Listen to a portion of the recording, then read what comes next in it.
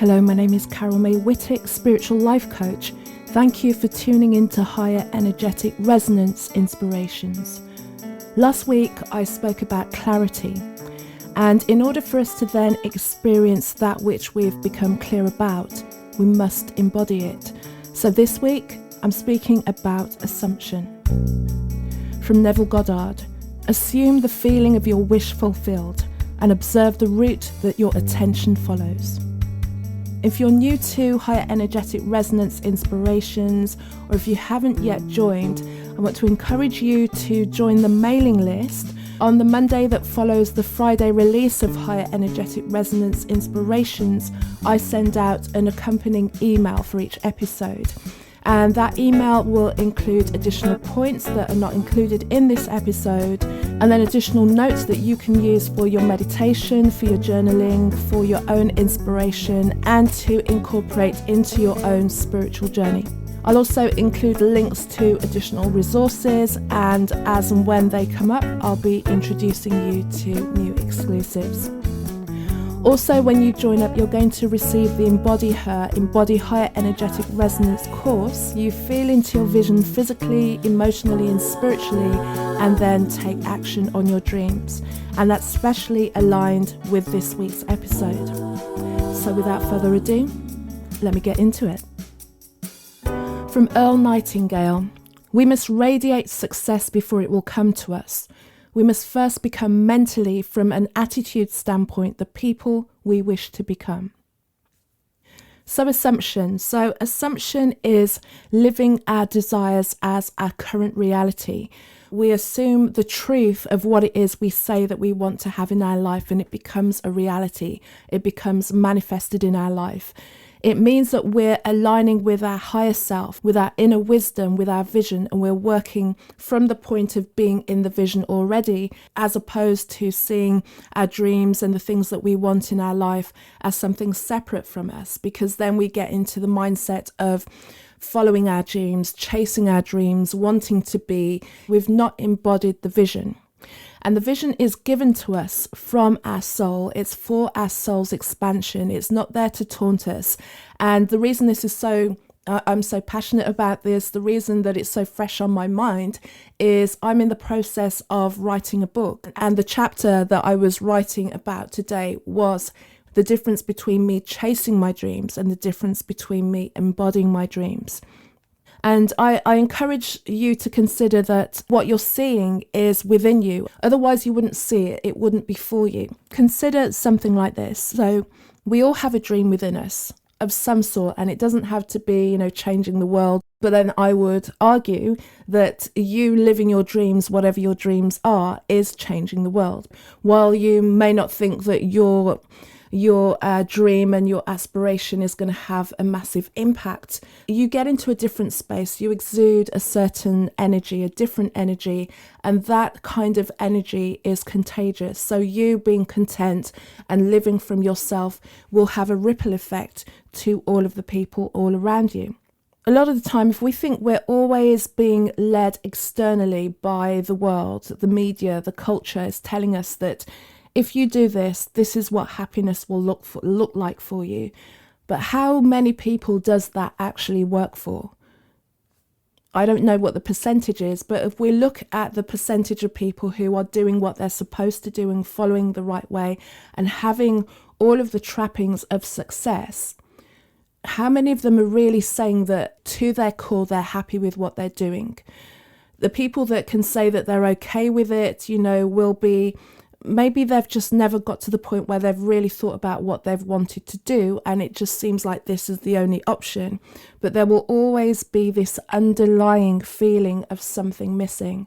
I've seen it myself. I'm the kind of person that people will come and tell their secrets to. And it's happened to me recently where I met someone who was outwardly very successful and yet still told me that she had a desire to do something else and just didn't know how to step into it. So if anything, she had so much fear and so much caution around doing the thing that was in her heart. And in a way, it was surprising to me, and then in a way, it wasn't. And I was just thinking, how many people are there like this in the world who are spending the vast majority of their life, the days of your life, the energy, your life force, doing something that it seems good, it looks good, and yet there's always this part of you, there's always this niggling voice telling you that do this.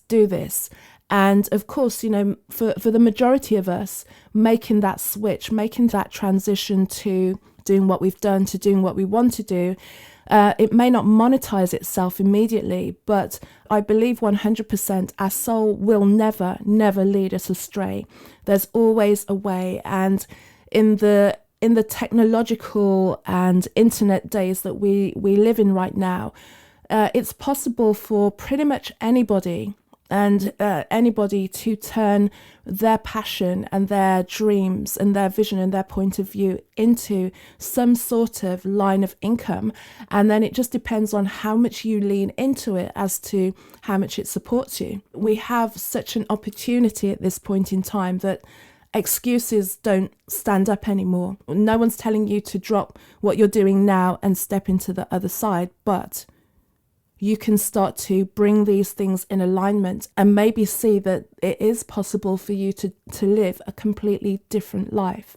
When it comes to assumption and when it comes to communicating what assumption means and also guiding my clients through what assumption means and how to embody assumption every day, shifting certain aspects of ourselves will make it easier for us to shift into that space of assumption and be able to hold that space of assumption for longer periods of time.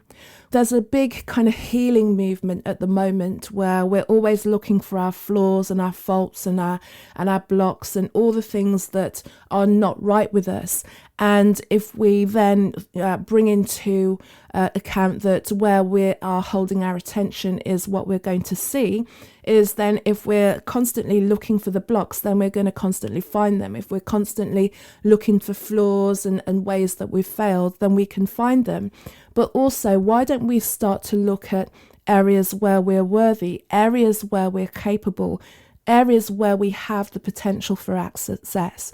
Because I'll go back and I will be a broken record, because this is the core, this is the fundamental root of success, is to believe that you have the potential for success, is to believe that you see the vision that you see, the voice that taunts you constantly, the thing that you always want to try, the thing that you wonder if you'd be able to get to the end of your life without even attempting to step near, that it can work for you, that your soul is giving you an idea.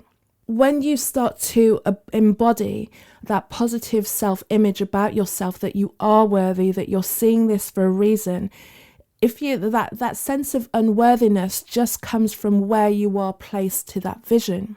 You're looking at that vision and go I could never do that. Well, I haven't got enough money, or I'm too old, or all the things that you want to give yourself the reasons for why you can't do these things. None of them are true. All you're seeing in this vision or the dream that you have is the potential for you and where you can go should you follow it. And yes, all of the things are going to come up. All of the limiting beliefs are going to come up. All of those triggers, all of those things that you think are flaws. But imagine approaching them from a completely different direction. Instead of trying to work through them towards your goal and working on this block and working on this flaw and all of those things, if you get into the space and the place and the feeling of embodying what it feels like when you reach your goal, then you can reach back and you can guide yourself through, your future self guides your present self through. This is how we move through this easily. This is what we weren't seeing. And we move through them from a point of view of moving through them as opposed to trying to break them down. I'm hoping that image makes sense. And a lot of the time we look to the outside world and go, well, there's no evidence. I don't see this happening yet. I don't have the thing, whatever it is, you can't see it. And because you don't have the evidence of it, then you're just going to use your haven't tried anything, still looking at it being bigger than me brain as evidence and reasons why it can't happen. But you need to get back to the vision, get back and reset your mind and your energy and feel into what you want. Speak it, see it, drown out the dissenting voices. Drown out the dissenting voices that come from you. Drown out the dissenting voices that come from people who don't have your vision, who can't see what you're seeing in your mind. And embodying that is then living in alignment with that. See what it is that you want. Decide what your dream looks like. Write it down, live it, breathe it. Think about it every single day. Embody it, meditate on it, contemplate on it, all the things. Let it be a constant play in the back of your mind.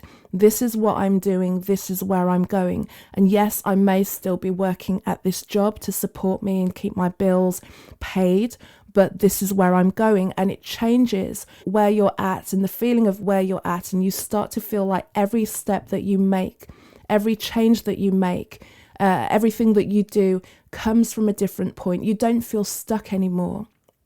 You know that doubts are going to come up. You know that you're going to feel resistance, and that resistance is usually coming from a place of unworthiness, coming from a place of not feeling that that is for us, that it's too big for us. But again, and I'll keep and it will probably be the most repetitive thing in this episode. It's your soul is showing you what is possible for you. And it's for you to step on the coattails of that dream. Imagine that your dream is a train and the train is moving forward.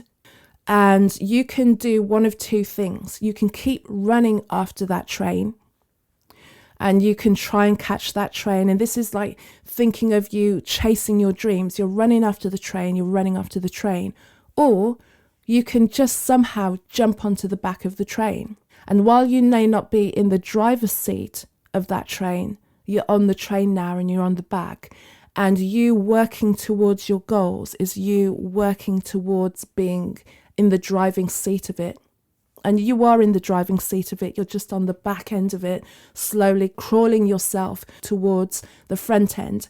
And the front end, when you're at the front end, when you're in the driver's seat of it, is when you fully show it to the world and everyone can see it. But you know that you've been working towards that for so long, and you get into that space all the time. That's living with the dream fulfilled despite anything.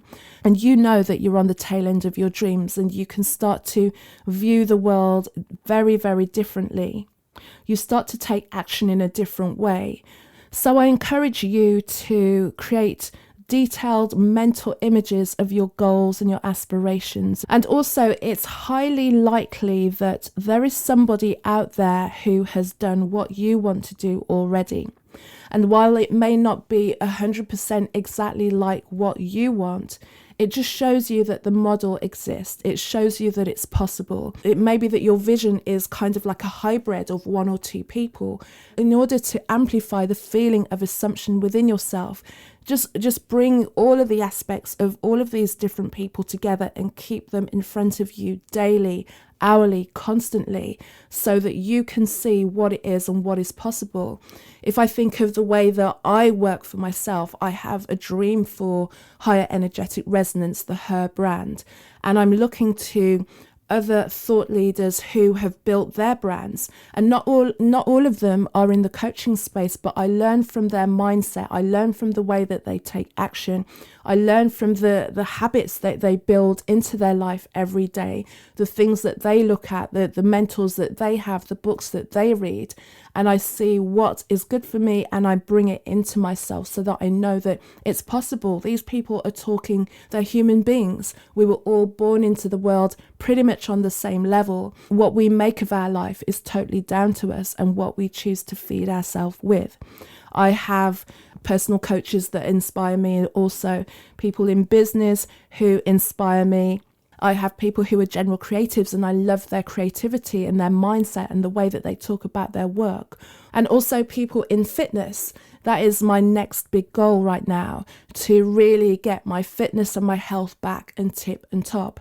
When I was a teen, I was a competing athlete. So I used to compete on a county level. So I know what it's like to be fit. I know what it's like to have my body working for me. And I know at this point in time the benefits of having my health at optimal. I'm a woman turning 51 at the end of this month, which is wild to me. You know, if I think about the length of time that the women in my family live, and I'm not 100% on genetics, but just as a general, even though genetics aren't the be-all and end-all, or probably not the be-all and end-all, we do measure ourselves by what we see around us. And I saw that the women in my family live long. They live 80, 90, and unfortunately, the majority of them didn't do so in the best of health. I live in an age where the information is readily available to me to understand what it means to heal myself mentally, spiritually, but also physically, and keep myself at a healthy level. So there's no reason why I can't reach the same age that they did, but in a different way. So I'm approaching my life from the point of view of, what if I'm only halfway through my life? What if I've got another 50 years to go? How am I going to treat my body now? What do I want my life and my business and my offering and my creativity and my love life and all of the things that I'm creating in my life right now to look like? What am I going to do about that today? Who can I look at to inspire me, to show me that these things are possible? I see it in my mind, but just to keep my mind like ticking over, just to keep reminding me, just to show me other people.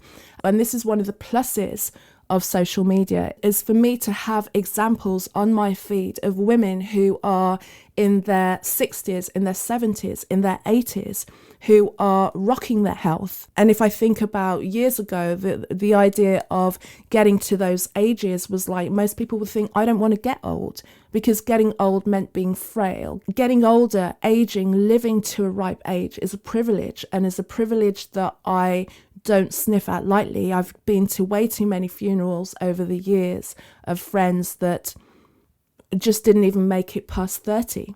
And here I am at 50, looking at the next half of my life and wanting it to be the better half of my life with all of that wisdom. So what am I going to do? So with that vision in mind, I'm assuming that I'm coming from a point of view of my 100-year-old self going, this is what we need to do to keep ourselves together. And I break it down to, what do I need to do today? And it's all about the stories that you tell yourself, and to get yourself to enjoy what you're doing and for it to support your dreams. And when it comes to health, mine is, what do I want to do today? An hour of work to keep my body in optimal health, or down the line live 24 hours in a body that can't support me and is broken? This is how we start to get into assumption.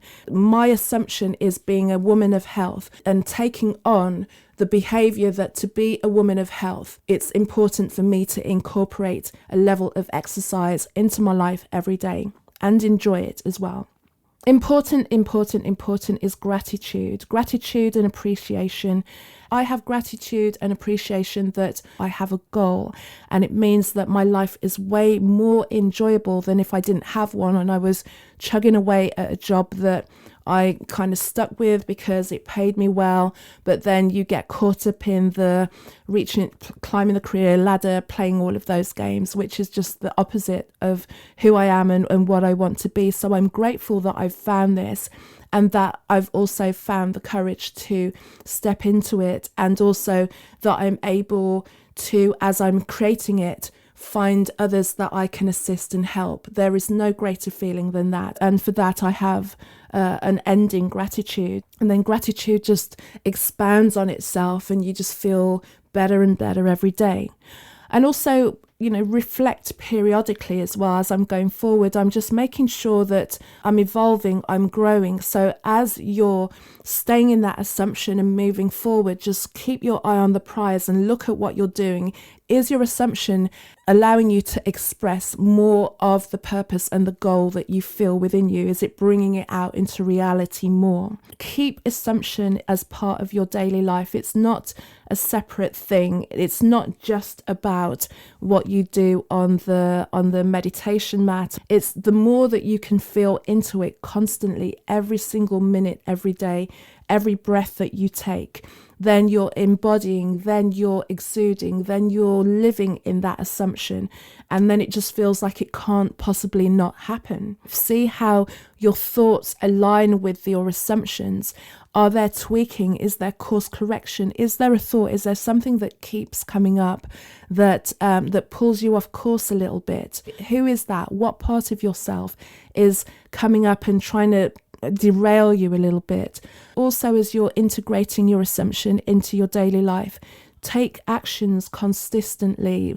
Let everything that you do be in the service of your dream, be in the service of expressing it more into reality. And all of this is part of the Embody Higher Energetic Resonance course, which you get absolutely free if you join the mailing list. So the Embody Higher Energetic Resonance course is a 6-day experience where you get to feel into the sense of who it is you say that you want to be, and then be able to kind of move from that space. And it's a great experience that you can repeat time and time again. And as I said, it's yours absolutely free. And all you need to do to receive that is to join the mailing list. And the link to that is in the show notes. And a closing quote from Joseph Murphy. All you have to do is unite mentally and emotionally with the good you wish to embody. The creative powers of your subconscious will respond accordingly. Thank you for joining me on another episode. Thank you for listening. Embodying your dream, assuming your dream, was the total game changer for me. I saw how I had kept a space from what it is that I wanted to do. It's like, it's something that I'm going towards. It's something that I'm working towards. When you bring it in, when you bring it into your everyday, things change. You change the concept of yourself. You change the feeling about how it is you're moving in the world, and miracles do happen. If you have a vision of your purpose, or you feel that you want more clarity on your purpose, and this message is for you, if you know that there is that purpose to your life and you want to bring it into reality with support and with accountability, and this is what my spiritual life coaching program is all about. And my purpose in this world, I realize, is to help you make it happen. So if you want to find out more about what that looks like, check the link in the show notes, reach out to me, set up a call, and we can speak about it and see how we can take you further and further to bringing that out into reality. My website, carolmaywhittick.com, carolmaewhittick.com. Social media, Facebook, I'm Carol May Whittick, also there on LinkedIn for any of you who connect with people on LinkedIn, and also on Instagram, Kazmic, Kazmick. So until the next episode, have a great one.